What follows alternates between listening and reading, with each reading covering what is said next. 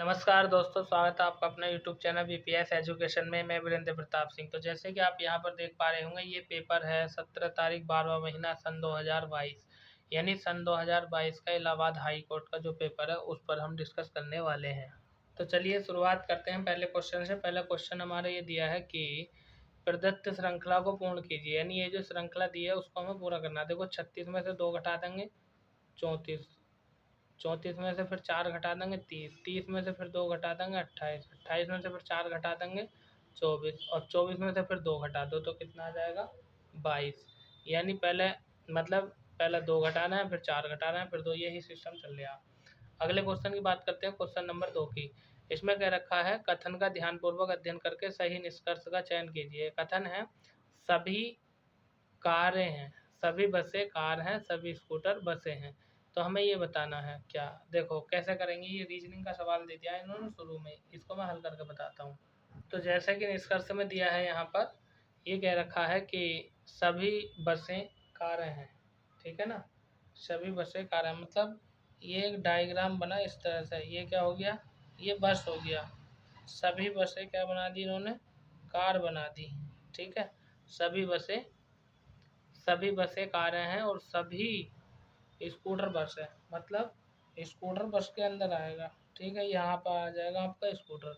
अब देखो कंडीशन क्या, कोई स्कूटर बस नहीं है। जब मैं कोई स्कूटर बस नहीं है इसी के अंदर है, बाहर जाऊंगा तो कोई स्कूटर बस नहीं है, ये क्वेश्चन कह रहा है इसमें, तो ये बात गलत है क्योंकि ये है, ठीक है। आगे मैं बात करूँ, दूसरा कथन कह रहा है सभी कार बस हैं। अरे भाई कार ये है, बस ये है, अंदर को जाने पर सही मिलेगा। तो कुल मिला करके इसका ऑप्शन हो जाएगा आंसर नंबर क्वेश्चन नंबर 2 का डी। मतलब ना तो निष्कर्ष पहला निकल लिया और ना ही निष्कर्ष दूसरा निकल लिया, ठीक है। रीजनिंग का सवाल दे दिया, ये ऑप्शन नंबर डी इसका करेक्ट आंसर है।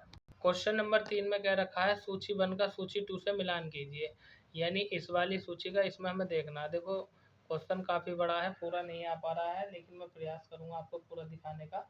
क्वेश्चन नंबर 3 की अगर मैं बात करूँ तो इसका क्या आंसर हो जाएगा। इसका देखो क्वेश्चन तो ये दिया है, ये देख लीजिए, पढ़ लीजिए, और ये है काफ़ी लंबा भैया, ठीक है। चलिए और छोटा करता हूँ मैं। देखो इधर बता देता हूँ, मैं बता यहाँ मिला देता हूँ आपको, ठीक है। कहने का मतलब ये है कि क्वेश्चन नंबर अगर मैं कौन सा है ये, 3 की अगर मैं बात करूँ तो इसमें कह दिया वित्त मंत्री अतिरिक्त कारोपण किया गया है। ग्रीष्म ऋतु में अनेक लोग शहर में बस जाते हैं, अनेक शाकाहारी लोग उधर विधियों से पीड़ित हैं। तो हमें इसका वो मिलाना है, मतलब किसका कथन किससे निष्कर्ष मतलब जो है सटीक बैठता है। क्वेश्चन नंबर 3 की हम बात कर रहे हैं। यदि मैं बात करूं इसका तो हो जाएगा मतलब जो है कि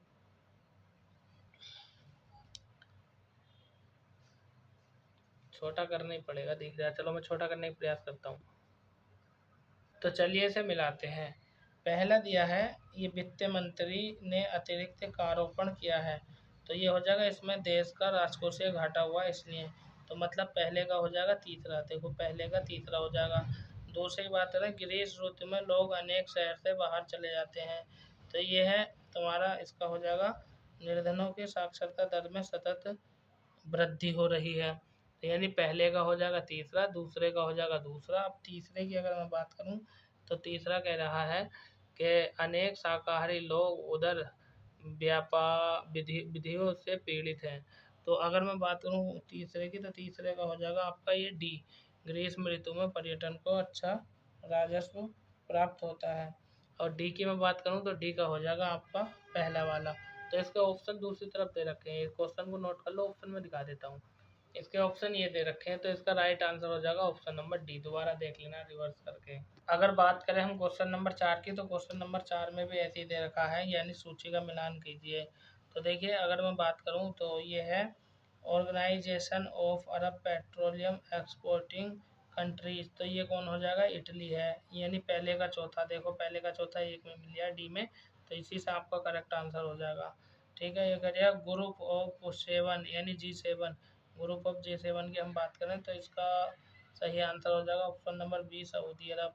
यह गोल्फ कॉरपोरेशन काउंसिलिंग, तो इसका आंसर हो जाएगा पहला, यानी स्विट्जरलैंड में इसका मुख्यालय है। वर्ल्ड ट्रेड ऑर्गेनाइजेशन यानी WTO, इसकी यदि मैं बात करूं तो इसका हो जाएगा यानी दूसरे का ये हो जाएगा सऊदी अरब। यानी कुल मिलाकर के डी ऑप्शन इसका करेक्ट आंसर है। आगे चलते हैं। क्वेश्चन नंबर 5 की अगर मैं बात करूं तो 5 में ये क्या रखा है इन्होंने कि प्रदत्त श्रृंखला को पूर्ण करो। देखो कैसे पूर्ण करेंगे क्वेश्चन नंबर 5 की हम बात करें तो, ठीक है। क्या क्वेश्चन नंबर 5 में कह दिया जो श्रृंखला दी है उसे हमें पूरा करना है। ठीक, चलिए इसमें क्या रखा है कि यदि 8 7 9 8 10 9 11 अगला पद क्या है देखो, 8 से एक जोड़ा 9 हो गया, 9 से एक जोड़ा 10 हो गया, 10 से एक जोड़ा 11 हो गया, फिर एक जोड़ देंगे 12 हो जाएगा। यहाँ से देख लो 7 में एक जोड़ा 8, 8 में एक जोड़ा 9, 9 में एक जोड़ा 10। तो कहने का मतलब यह है क्वेश्चन नंबर 5 की अगर मैं बात करूँ तो यहाँ पर कुल मिलाकर के आपका आंसर आ जाएगा ऑप्शन नंबर 10, यानी ऑप्शन बी आपका राइट आंसर है। क्वेश्चन नंबर 6 की बात करते हैं।